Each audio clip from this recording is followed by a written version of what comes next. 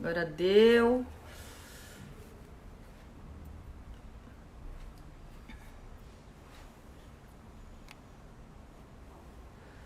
Robertinho, acabei de ver aqui. Professor Márcio Pelicano, Ângela, Marcos Cláudio, tô aguardando a doutora Tânia Prado. Fly, bacana, várias dicas bacanas de restaurantes. Marcelo, meu marido, professor Sol, doutor Carpá. Cadê a doutora Tânia? Ah, acho que agora ela entrou.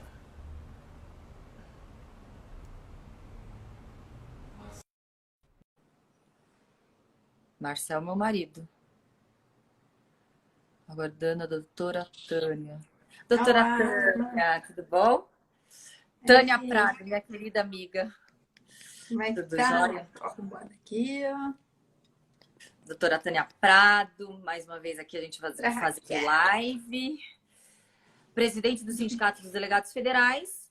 E agora, né, Tânia, a gente está escutando muito essa palavra autonomia nos noticiários, principalmente agora em época de pandemia. As informações elas estão a todo vapor, porque nós estamos dentro de casa, em confinamento, assistindo noticiários, lendo jornais.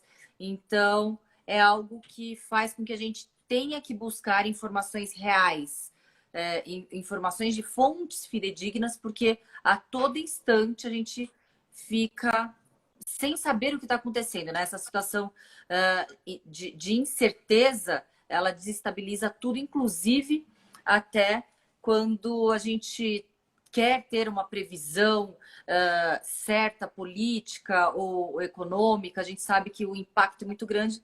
Então, justamente sobre isso que a gente vai conversar sobre a palavra mais falada dos noticiários, jornais, sites, que é a autonomia da Polícia Federal. Eita, Raquel, o pessoal que tá acompanhando aí. Pois é, esse tema, a cada 6 meses, a cada, talvez até menos tempo, a cada 5, 4 meses, volta com tudo. E não é por acaso, né? Tudo tem um motivo. Tá ouvindo bem aí? Ótimo. Então, nos últimos dias o tema de novo veio à tona. E eu até estava dando uma olhadinha aqui nas minhas anotações. Autonomia é uma palavra de origem grega. Olha só, né? A gente fala tanto Vamos dela e não saber o para que para é. pensar, não pensa na origem. Auto, próprio. Nomos, regras, leis. Então, é aquele que tem as próprias leis, suas próprias regras. E a gente observando aqui o que está acontecendo com a Polícia Federal, não tem suas próprias regras, né? O presidente, pelas leis atuais, ele escolhe, ele decide quem vai ser diretor, quando vai tirar. Ele decide toda a cadeia hierárquica ali da Polícia Federal. Ele pode dizer sim, não, não, troca esse, coloca aquele superintendente. Então a Polícia Federal não tem autonomia. Ontem eu tive uma live muito boa com o Dr. Bruno Zampier, delegado de Polícia Federal, representante lá da DPF em Minas Gerais, professor, muita gente conhece ele dos cursos preparatórios, lá do Supremo Cursos. E ele foi muito incisivo, ele falou diversas vezes, a Polícia Federal não tem autonomia, porque até isso está sendo alvo de fake news, né? Porque agora tudo é fake news, a gente falava muito nas eleições, agora de novo fake news. Ficam falando que não, que a Polícia Federal tem autonomia. Não, não tem autonomia nenhuma. Polícia Civil tem autonomia, doutora Raquel? De forma A alguma. Isso é muito Constituição? interessante. Não, não temos, a gente inclusive vai falar sobre isso, né, doutora Tânia, sobre as PECs, porque a PEC da Polícia Federal, a PEC 412, é muito conhecida, mas a gente não sabe, nem nós que estamos atuando ali nas representatividades, para buscarmos o fortalecimento de nossas prerrogativas, nós não temos conhecimento a respeito das que tramitam em favor das polícias civis dos estados. Então, infelizmente, é muito interessante, não sabia da origem da palavra. É muito interessante porque é um contrassenso. Uma instituição de Estado, assim como todas, aí eu cito Ministério Público, Magistratura, Defensoria, que são dotadas de autonomia, e a autonomia ali, eu vou te perguntar quais são as 3 vertentes da autonomia que tanto falamos, da autonomia institucional, que ela se divide, o porquê que uma instituição de Estado tão importante para podermos atuar e preservar os direitos de todos, para que essa polícia não fique vulnerável a ingerências, porque a gente não tem autonomia. Tudo bem, fazemos parte do executivo, mas a defensoria também. Então, é algo que até hoje a gente não entende qual é o motivo de quererem dominar essa instituição, as polícias. Então, é uma grande questão essa, né? Porque na sua origem, a polícia judiciária, era uma função que estava atrelada ao judiciário. E num dado momento houve essa separação. Então, aqueles que eram magistrados se tornaram delegados, tinha um outro nome lá, eram inspetores de polícia. E aí, a partir de então, começou a separar a investigação do processo, da fase processual. Mas o que aconteceu, então? Chegamos vamos pular alguns momentos da história, vamos para a Constituição de 88. Está lá no artigo 84, quais são os órgãos que compõem a segurança pública, e ali está a Polícia Federal, um dos seus incisos, e tem como uma de suas atribuições ser a Polícia Judiciária da União com exclusividade. Então, quem é a vítima, normalmente, né, dos crimes que são investigados pela Polícia Federal? A União Federal e os seus entes. Há algumas outras situações também de narcotráfico e tal, mas o principal mesmo trabalho da Polícia Federal é atuar nos crimes em que a União seja vítima, e pode ser um interesse abstrato, pode ser um interesse mais direto, com bens jurídicos afetados ali. Então, você vê crimes relacionados à corrupção, desvio de verbas públicas e tudo. À medida que as regras, as leis foram evoluindo, a Polícia Federal também evoluiu e começou a alcançar os poderosos, as organizações criminosas que estavam dentro do Estado. E isso começou a incomodar. E no que começou a incomodar, aí aqueles que são eleitos, os representantes do povo, começaram a tomar atitudes para tentar minimizar a ação da Polícia Federal. E isso, quem conseguir também fazer a adaptação do chip ali, nos estados também acontece, não é uma coisa que acontece só na esfera federal. À medida que a Polícia Federal começa a alcançar, então, essas pessoas poderosas, as organizações criminosas entranhadas no estado, começa a sofrer cortes no seu orçamento, começa a ter represálias simples como não abertura de concursos. O concurso da Polícia Federal, de vez em quando, ele abre a cada 10 anos, a cada 5 anos. Já é um reflexo da ingerência, da interferência no órgão. Então, quando a gente vê a parte boa, que é o trabalho da Polícia Federal, a deflagração das operações, as pessoas não imaginam o quão difícil é uma polícia que tem um efetivo de 10 mil e poucos policiais do país inteiro, cuidando de tantas atribuições, fronteira, controle de imigração, passaporte, controle de armas, produtos químicos, segurança privada, tantas atribuições. Essas poucas pessoas conseguem fazer a diferença. Só que, agora imaginem, cada governo que assume tem lá suas diretrizes, suas ideias, sua linha de pensamento. Isso é natural, isso é normal.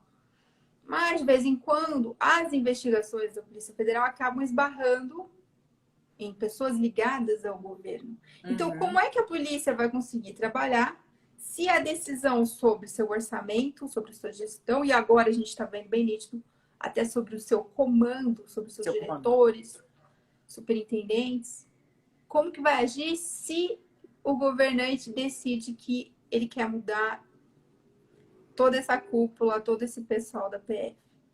E isso seria natural se fosse no momento da posse do governante. Seria absolutamente normal, como foi que aconteceu quando ele entrou. Mas e quando você olha para o tempo, olha para o seu calendário e fala, mas acabou de trocar, faz um ano. Isso não é normal. Quem trabalha na iniciativa privada, imagine ficar trocando o chefe máximo daquela empresa. presidente da empresa? Como que faz? Não, Não é perfeito. normal.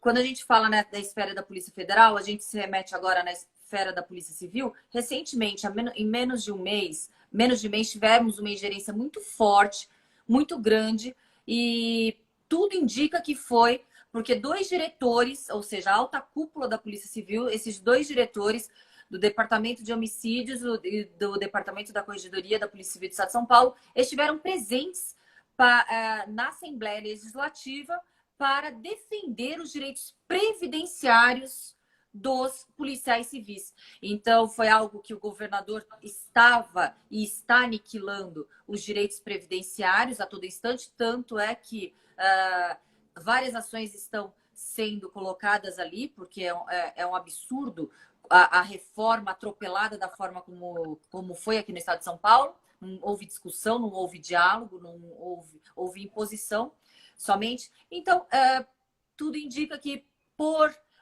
pelo fato desses dois diretores estarem defendendo os direitos dos policiais, eles foram, sem nenhuma justificativa, retirados dos cargos que eles estavam, que era a alta cúpula, alto comando da Polícia Civil.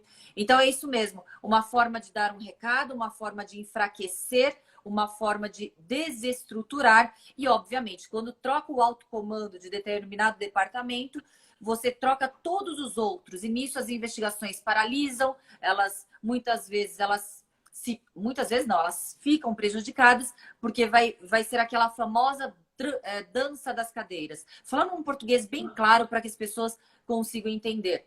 Estou vendo que muitos colegas aqui estão participando da live. Fabrício, delegado da Polícia Federal. O meu professor Márcio, ele era professor de conduta e de tiro também lá na Academia de Polícia. E, inclusive, ele está falando que não é privilégio nosso. Não. Nos Estados Unidos, a gente viu que o chefe ali do FBI, era do Serviço Secreto, doutora Tânia, você lembra que o Trump não gostou e eles... Não, foi do FBI mesmo. FBI. Na hora ele canetou e tirou o diretor máximo, porque ele falou, não vou admitir que as investigações elas sejam norteadas por interesses espúrios. Então é isso que acontece. É muito grave quando essas investigações e a cúpula que está ali investigando, ela fica muitas vezes vulnerável a essas trocas. Isso é um dos fatos somente, porque eu vou agora jogar outra bola para você. Quais são as dimensões da autonomia? Porque uma das dimensões da autonomia é a falta de autonomia administrativa, faz com que essa dança das cadeiras fragilize as investigações. Mas quais são as nuances da autonomia que fragilizam e prejudicam as investigações de forma, eu só posso dizer, dolosa? Então, olha só. A gente vê muitas vezes a resistência à nossa PEC 412 de 2009, que ela é simples, enxuta. Ontem eu estava até colocando no meu PowerPoint aqui, mas fala basicamente, né, que entra no artigo 144, que uma lei complementar vai organizar a Polícia Federal e prescrever normas para sua autonomia funcional, administrativa e a iniciativa de elaborar sua proposta orçamentária dentro dos limites da lei. De elaborar a sua proposta orçamentária dentro dos limites da lei orçamentária. Lei de diretrizes orçamentárias. Bom, aí a gente vai lá. Autonomia funcional. É a mais polêmica, né? Uhum. Polêmica. Olha lá. Peguei do artigo do Dr. Guilherme Werner.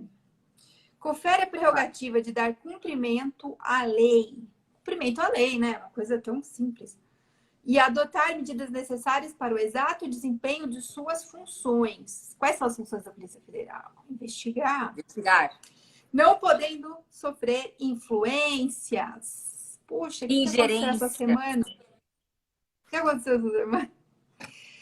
Não podendo sofrer influências, tanto no plano externo como interno, no exercício de suas atribuições legais, aí a lei de novo, sendo oponíveis, inclusive, contra outros órgãos e poderes públicos e políticos da federação. Ou seja, você mantém o controle que já existe do Ministério Público, do Judiciário, Tribunal de Contas, TGU, corregedorias, a advocacia, que tem um papel fundamental ali para defender o investigado, ou às vezes até defender uma testemunha. Enfim, todos esses controles continuam.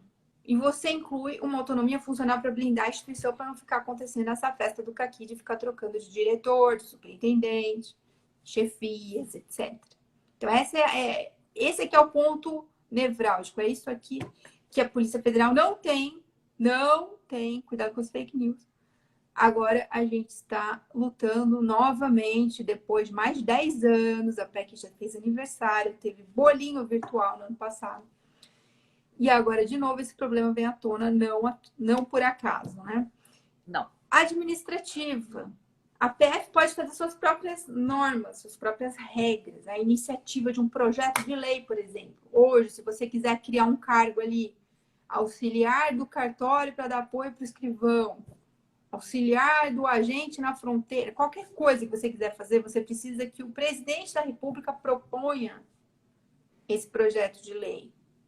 A Polícia Federal não consegue propor lei nenhuma, a lei orgânica não consegue propor nada. Depende da boa vontade do presidente no momento. E quando o presidente está chateado com alguma investigação, o que acontece? Não, vamos fazer projeto de lei nenhuma, não quero mudar, não quero aperfeiçoar a instituição, vocês se virem como está do jeito que está. Então, essa autonomia administrativa.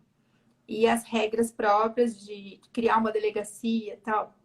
Até houve realmente uma norma do ministro da Justiça, anterior ao Moro, dizendo que a própria Polícia Federal, acho que era o Raul Jungmann, a própria Polícia Federal podia criar suas delegacias e tal. Só que não tem como criar se não criar a chefia. Para criar a chefia, tem que criar uma verba, uma função gratificada. Então, o diretor-geral não consegue criar delegacia. Na prática, é isso.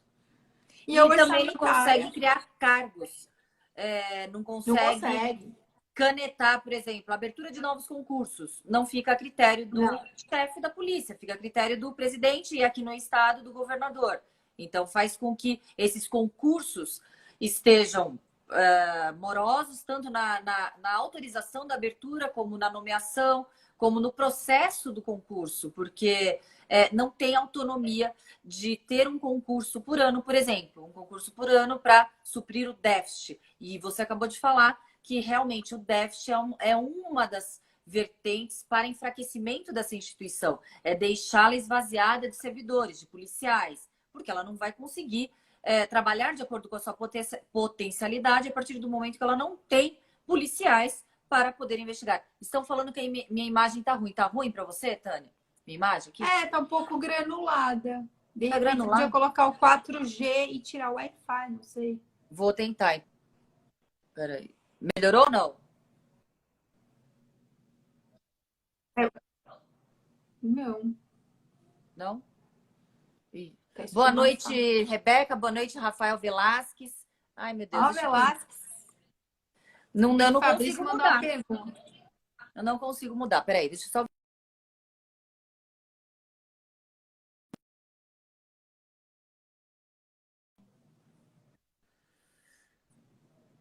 Tá girando um negocinho de tempo. Ah, melhorou? Agora sim. Agora estamos vendo a doutora Raquel Galinatti. É a internet aqui que é muito ruim. Então, o doutor Fabrício está até comentando aqui. A presença de 3 procuradores da República na oitiva do Moro, que vai ser feita amanhã, né? Eu realmente vi essa matéria, me causou estranheza. Fui tentar me informar para ver se é praxe, né? O delegado tá lá, tá na lei, né? Dura quando a coisa tá na lei, nem a lei não é atendida. E 3 procuradores foram designados para acompanhar o caso e acompanhar a oitiva. Eu achei estranho, porque o Ministério Público é um órgão essencial de Estado, importantíssimo, mas participar da fase de investigação não me parece que seja o ideal, né? Ele é o fiscal da lei, mas não é ele que faz a investigação. Então, eu não diria, doutor Fabrício, que seria uma falta de autonomia da PF. Eu acho que o que está acontecendo, muito provavelmente, é que é um caso de repercussão e aí o Ministério Público vai acompanhar mais de perto. Muito bom, muito bom. Muito bom. Acontece. Uma tentativa de tentar buscar o protagonismo, que a gente sabe que o protagonismo da investigação é da Polícia Judiciária, no caso da Polícia Federal, nessa situação, ou da Polícia Civil. Quem tem... Madrugada, eu não vejo promotor indo na delegacia da Polícia Civil, nem procurador na Polícia Federal. Mas está na Constituição. As investigações são presididas pelos delegados de polícia. A presidência da investigação. E é muito ruim quando, de forma eletiva, selecionada, seleciona qual é a investigação que quer acompanhar. Realmente, quando Três a gente está lá, procuradores. quando a gente está lá nos plantões aí das periferias de São Paulo, a gente não vê promotor Não. acompanhando oitiva, flagrantes, etc. Outra situação que a gente é bom que a gente fale, muitas perguntas. Mas o presidente da República ele não tem a autoridade de trocar o chefe da polícia? Tem, gente, ele tem, assim como o governador. Mas tem Mas limites. todo ato administrativo ele tem que ser motivado. Mesmo aquele ato que é de sua livre escolha, aquele discricionário, ele tem que ter motivação. Senão esse ato administrativo ele está eivado de nulidade. Porque qual é a razoabilidade se não existe um motivo para que você tenha que exonerar e trocar? Então, assim, tem que ter uma responsabilidade, por isso que a PEC ali, colocando, tanto no âmbito da Polícia Federal como civil, colocando como obrigação tanto mandato fixo daqueles que são escolhidos através de uma lista tríplice, seria essencial também para blindar. Então, já pulando, já mudando para esse assunto, da PEC 402, doutora Tânia, do que decorre? O que é importante que a gente extrair da PEC 402 para que seja inserida na Constituição Federal?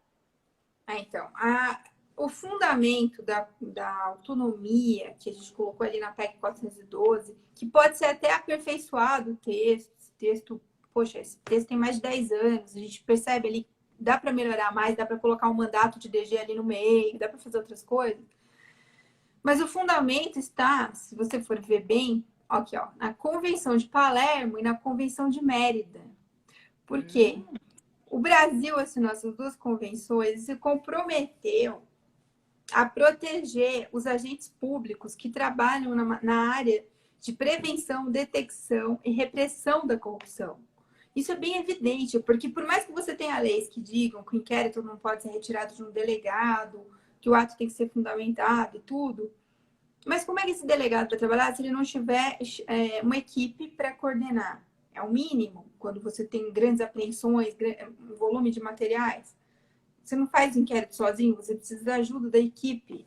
Se o chefe for comprometido com o presidente da República, por exemplo, ele pode fazer, simplesmente ele fala, não tem gente para mandar para você.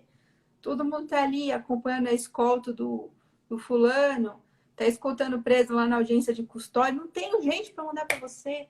Se vira aí com meio agente, que é o que a gente vê, né? Meio agente. Então, é óbvio que uma coisa, aí as pessoas misturam, acho que até de má fé. Mas o inquérito é protegido pela lei, pelo Código de Processo Penal, ainda bem que seja, né? Mas, na hora de trabalhar, de ter os instrumentos de trabalho, de ter as condições ali, a tranquilidade, de repente você dá 500 inquéritos, 200 inquéritos para esse delegado que é um caso sensível. Ah, mas é porque eu não tenho outros delegados, desculpa.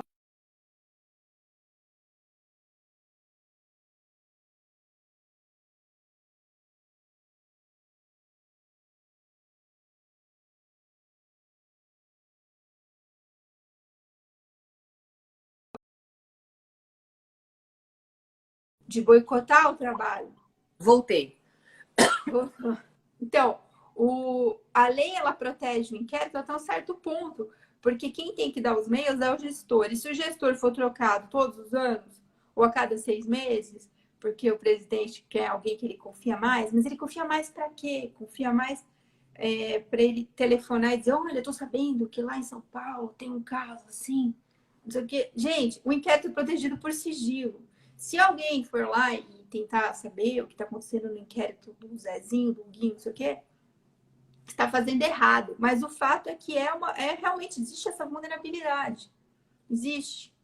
Agora, vá ver lá como que é no Ministério Público. O procurador-geral não é trocado assim a cada humor que tem o governante. Tem um mandato, tem uma lista tríplice. Há um respeito à instituição muito maior, mas é porque isso está na Constituição. Se isso estiver apenas num ato administrativo, hoje eu estou te dando autonomia, façam o que vocês quiserem, pode prender traficante, pode prender quem vocês quiserem. Gente, não é assim que funciona. Então, muita fake news circulou nesses últimos dias. Felizmente, as pessoas têm discernimento, estão percebendo que A situação da Polícia Federal está em aberto ainda. Isso ainda vai gerar muita discussão. Está muito longe de ser resolvido esse problema. E, infelizmente, contar com a boa vontade do governante do momento, seja ele de esquerda, de direita, de centro, isso não tem a menor justificativa. Por Nossa, que ninguém está mexendo num setorzinho burocrático, numa agênciazinha reguladora? Estão mexendo em quem faz as investigações. As investigações estão chegando perto de determinadas pessoas. Por doutora isso que Tânia, as coisas estão acontecendo. vamos mandar um beijo para a doutora Ivana Davi, para a doutora Lígia, Lígia. nossa dermatologista, doutora Natália Mursa, doutora Adriana. Nossa, muita gente legal. Rafael aqui com a gente, Adriana Perita, minha colega aqui em São Paulo, Nath, desculpa, Natália. Eu sempre falo Natália, mas é Nath. Não, realmente, toda essa discussão que as pessoas falam, nossa, mas a polícia quer autonomia, a polícia ela quer autonomia, quem vai controlar a polícia? Então, todo mundo tem que saber e saber diferenciar que a autonomia é diferente de falta de controle e de independência. A autonomia, a polícia continuará sendo fiscalizada, tanto pelo Ministério Público, por órgãos da Corregedoria, tanto interno como ouvidoria, externo, a própria população, quando ela está ali atenta aos trabalhos de polícia judiciária. Eu ouso dizer que a polícia judiciária, as polícias, eu acho que são as instituições mais fiscalizadas constitucionalmente falando. Então, assim, não é falta de fiscalização, nem falta de controle. Muito pelo contrário, controle sempre haverá.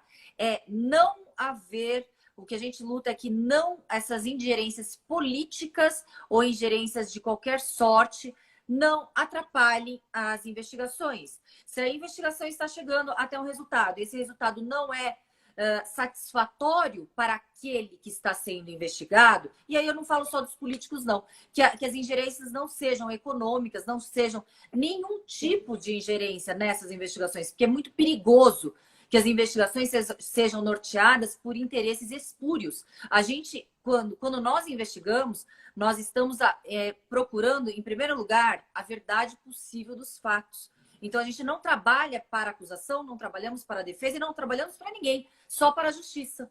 Trabalhamos para a justiça, trabalhamos pela justiça, né, doutora Ivana? E a doutora Ivana ela é uma grande defensora da polícia judiciária, desembargadora aqui no Tribunal de Justiça aqui do Estado de São Paulo, e defende a autonomia e a busca do trabalho da polícia judiciária sem ingerências. Sim, eu vou dar até um outro exemplo, doutora Raquel, um outro exemplo. Eu acho que até já está passando do limite, sabe? Uma coisa que vinha no ano passado e voltou agora. O caso Adélio. O presidente da República foi vítima. Foi uma coisa horrível. Eu acho que o país inteiro ficou comovido com aquilo. Já tinha acabado de acontecer o caso da Marielle, que também comoveu. Tanto faz essa pessoa de direita ou de esquerda, de ser humano. Aquilo ali foi uma coisa horrorosa também que aconteceu. Violência, para quem trabalha na área da política, é uma coisa contra a democracia inteira. Então, o que fizeram com o Bolsonaro, aquela facada daquele senhor Adélio, foi horrível, foi péssimo. O que fizeram com a senhora Marielle, vereadora, foi um caso horroroso.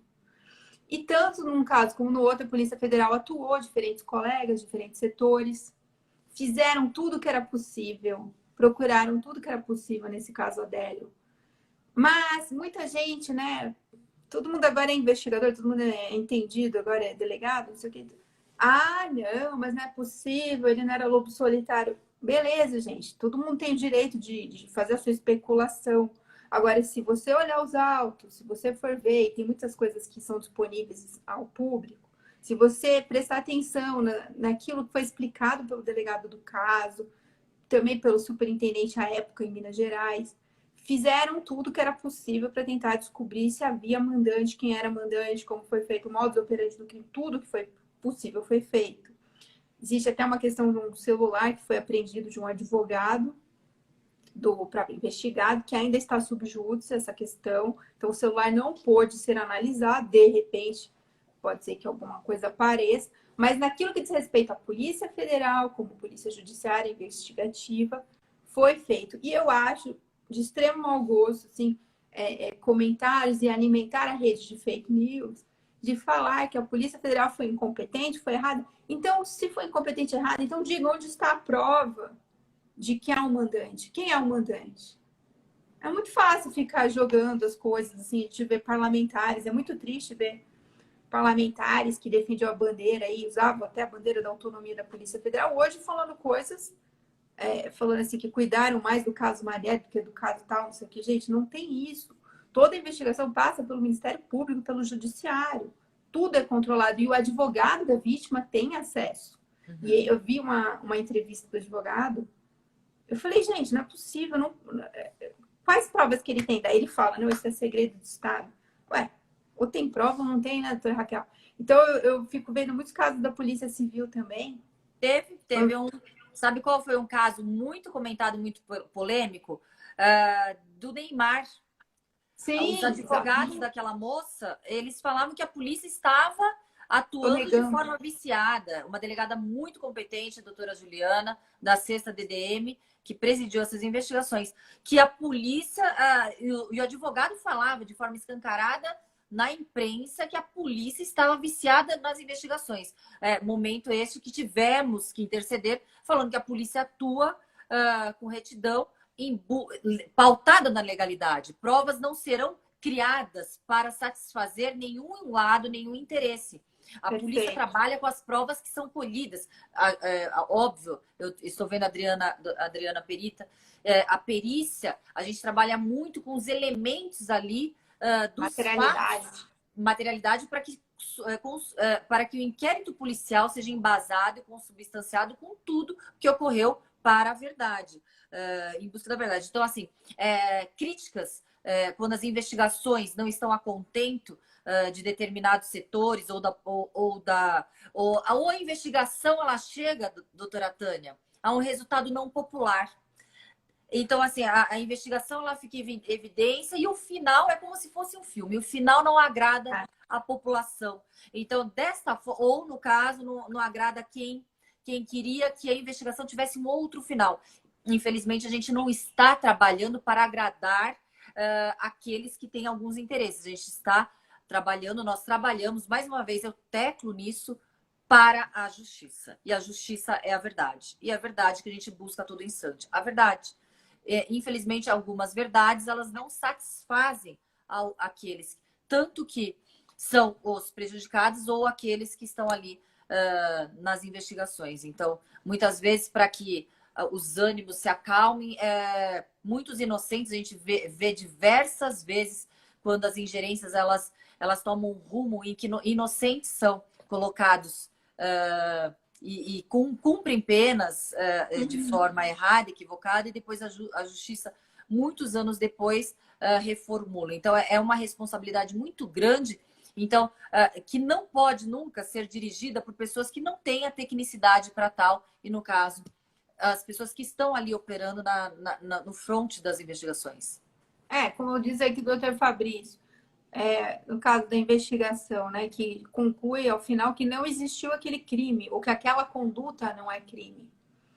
O inquérito atingiu o seu escopo, o seu objetivo. Sim. Elucidou-se, chegou-se a uma conclusão. O que não pode é um inquérito ficar 5 anos parado num armário, 1 ano sem despacho nenhum, esse tipo de coisa. Agora, se ele chegou à conclusão, não, aquilo ali não foi um furto, na verdade houve um equívoco, o notebook estava guardado em outro lugar e pensaram que alguém tinha furtado, foi elucidado, exauriu-se todo o objeto do inquérito. Então, eu fico muito revoltada também quando eu vejo aquela outra fake news lá, do 8% de elucidação de homicídios. Aquilo surgiu numa pesquisa lá dos anos 90, no Rio de Janeiro, era um sociólogo chamado Missy, e aí, de repente, se tornou uma fake news de que no país inteiro só se achava 8% da autoria e tal. Bom, o homicídio é um crime que não é tão complicado de ser elucidado. Aliás, muitas vezes é mais fácil do que a investigação de corrupção. Porque quem mata tem um motivo. Claro, então pensando aqui no caso Marielle, é um caso mais complexo. Mas aquela briga de bar, aquela execução, aquele narcotraficante que mata na frente de todo mundo, elimina uma pessoa que tem dívidas. Esses casos são elucidados. Agora, há uma morosidade na justiça, muitas vezes causada pela lei, pela demora do processo em si, vai para o júri, não sei o quê, anula, volta, vai para outra cidade. Há um problema realmente processual. Aí, quando fizeram o tal do pacote anticrime, eu não vi solucionar essa questão aí, esse problema. Mas no que se respeita à polícia, à perícia também, que faz um papel importantíssimo, o caso é investigado, vai para a justiça. Demora de 1 a 2 anos, vai para lá. Foi elucidado, foi feito o trabalho. Se de repente não encontrou alguém, não tem como fazer milagre, o caso vai para lá. Se o Ministério Público, o Judiciário perceberem que ainda falta alguma coisa, volta para a polícia faz essa diligência. Então, passaram-se os anos tal, e de repente a polícia começou a tomar mais cuidado com as suas estatísticas e a produzir relatórios muito bons de desempenho. São Paulo tem um desempenho fantástico nessa área de investigação de homicídios. Enfim, a nossa luta aqui, no fundo, acaba sendo contra as fake news e a falta de estrutura, condições para a polícia, né, judiciária como um todo, fazer o seu trabalho. Mas mesmo assim, diante de tantas dificuldades, vocês vejam, a Polícia Civil faz casos fantásticos, né? Até ensina polícias aí, até de outros países, ensina como fazer trabalhos de inteligência, trabalhos muito importantes mesmo. O Eduardo Henrique, ele está falando, sim, concordo, a gente faz um defasômetro mostrando que a cada mês o déficit de policiais civis aqui no estado de São Paulo, ele só aumenta. A gente ultrapassou o déficit de 13 mil policiais. Infelizmente, o governo, ele impõe essa triste realidade à Polícia Civil do estado de São Paulo, e não é de agora. Há muitos anos, essa triste realidade tem sido colocada. Realmente, o meu professor aqui de tiro, Márcio Pelicano, ele falou que o inquérito concluiu que não houve crime. Sim, o inquérito não houve crime. Eu vi a Pri Aires aqui, eventos, um beijão para você. E resumindo tudo, Tânia, a gente pode falar que a polícia, ela não tem partido político. A investigação, ela não é de esquerda ou de direita. A investigação é a justiça, trabalha para a justiça. Então, é muito errado que se coloque algumas tendências políticas, e é o que o tempo todo a gente percebe nessa instituição, na nossa instituição, tanto Polícia Civil como Federal, para que seja norteado e escolhido quais são os crimes que podem ser investigados. Qual é a prioridade, de repente, daquela instituição? Investigar o quê? Desviam a função do que é realmente importante, justamente porque os interesses são outros. Então, essa autonomia, e eu fiquei sabendo, sabe, doutora Tânia, de uma delegada federal muito inteligente, chamada Tânia Prado, que existe também no âmbito da Polícia Civil, das polícias judiciárias do Estado, uma PEC. Essa PEC, ela é a PEC 202, datada de 2016, e a gente, olhando ali no site da Câmara dos Deputados, ela está arquivada. Então, é um bom momento para que a gente tenha também o desarquivamento, porque até a PEC 402 ela estava paralisada. Eu sei que até o ano passado a PEC 402 estava paralisada também. Ela voltou a se mover um pouquinho esse ano, correto? O parecer do relator João Campos já está pronto, já tem bastante tempo. Só que eles criam lá audiências públicas na CCJ para discutir coisa que teria que ser discutida lá na frente, depois, na comissão especial, criam vários empecilhos. Levamos assinaturas, 600 mil assinaturas que conseguimos coletar em todo o país, bastante aqui no estado de São Paulo também. A gente levou, entregou para o presidente, então, naquele momento que hoje é senador, Rodrigo, entregamos para ele todas essas assinaturas, vários deputados favoráveis à autonomia estavam presentes, foi um movimento muito grande, com a participação de pessoas aí da sociedade civil, inclusive, que dentre elas uma pessoa de importante liderança que se tornou deputada federal, que muito, muito apoia a autonomia, até a gente vai conversar com ela, ver como é que está isso agora, nesse momento.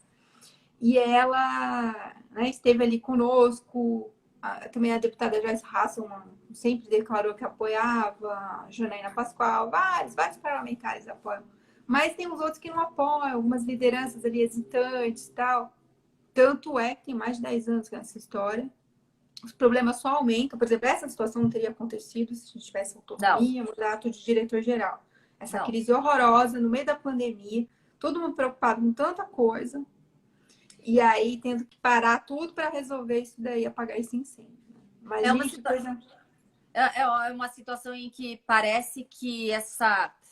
Eu estava. É que assim, eu estava percebendo qual que é o interesse, qual que é a intenção de se eu vou falar a minha opinião, tá? Agora eu vou me despedir de presidente de sindicato, de Pessoa delegado de física. polícia. Eu vou falar a minha opinião. Qual é o interesse de um dirigente de uma nação, do executivo, de um presidente, estar ali numa crise, numa pandemia mundial e tentar modificar as situações que estão ocorrendo que não tem a ver com a área da saúde? A Polícia Federal, as Qual a instituições. urgência? E qual a urgência? E qual a urgência? Será que não é um pouco desviar as atenções ou as atenções Ou elas ficarem aproveitar o momento? ou aproveitar e deixar a população mais confusa ainda do que essa confusão que estamos aqui vivenciando?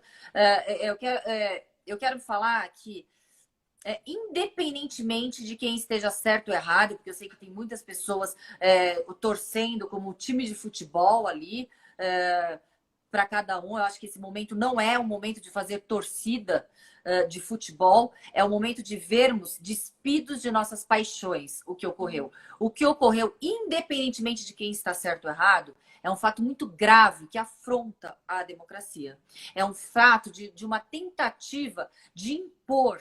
E ali é fato, é óbvio que a gente viu que tem a relação pessoal com os familiares, impor aquele que tem já com relação familiar como dirigente de uma instituição da Polícia Federal. E eu estou falando que chama muita atenção, Tânia, porque a gente está falando de Polícia Federal, e a Polícia Federal ela tem o lema de combater a corrupção e que desconstruiu essa corrupção endêmica, sistêmica, que estava dentro do governo. E foi com essa bandeira que o governo se elegeu. Foi com essa bandeira de dar autonomia para que as investigações ocorram.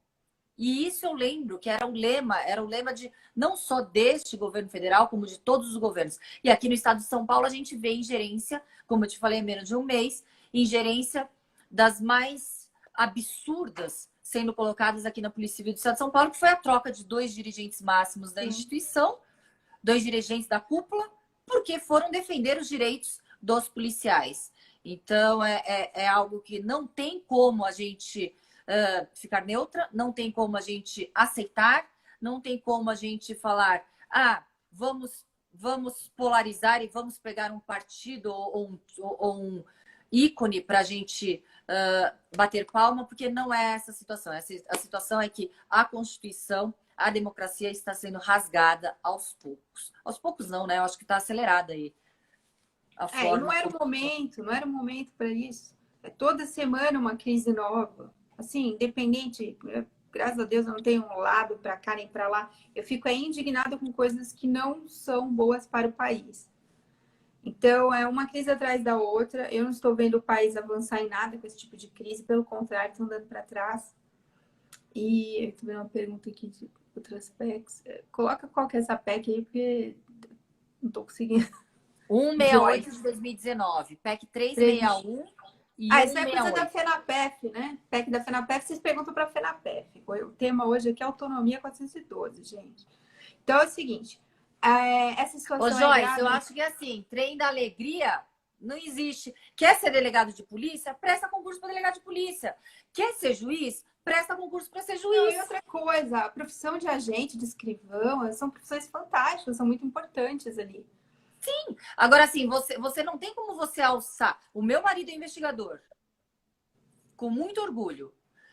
Mas você tá. Tem um você perfil tá operacional. Mas a gente não entra nessa. Agora você tá querendo Não vai entrar burlar. nessa, não. Desculpa, Vai querer não é o burlar. tema. Então vamos mudar de tema. Mas, né? Preservar as instituições, garantir a democracia. É exatamente isso. Tem hora que eles tentam interferir no COAF, tem horas que vão para a Receita Federal, tem horas que vão para a Polícia Federal. Isso não é certo, gente. Tem que fortalecer as instituições. As instituições fragilizadas. Agora, dividiram agora o Ministério, né? O Ministério da Justiça e o Ministério da Segurança. Eles separaram ou ainda não foi separado? Ainda continua. Tá esse boato, né? De separar. Então, olha a instabilidade. Você vai criar um novo ministério, tudo de novo. Então, assim, é muita instabilidade dentro de uma situação instável que estamos vivenciando. Então, o mais ponderado seria tentar passar. Rafael, olha, Rafael, seu colega da Polícia Federal. Adorei Eu assisti a live dele. de vocês. Muito Foi boa a muito live boa. de vocês. Ontem ele deu uma aula, gente. Depois vocês peguem lá no YouTube do Estratégia Cursos. No YouTube tá fantástico. Pegou o artigo do Dr. Guilherme Werner e dissecou ali, explicando toda a teoria técnica em torno da autonomia da polícia. Que mais aqui? Cada um tem que se preocupar com o seu desempenho da melhor forma Doutora possível, Adriana cargo. Perita. Exatamente. Não, Exatamente. como que faria? Gente, assim, só uma hipótese. Como que alguém conseguiria fazer um flagrante sem a ajuda do perito, sem a ajuda do escrivão?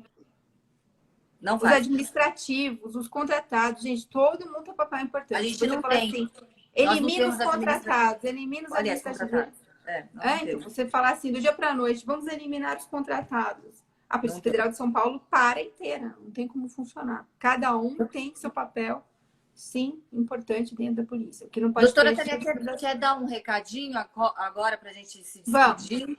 Adorei essa live, quer deixar uma mensagem? Sim, a mensagem é o seguinte, pessoal.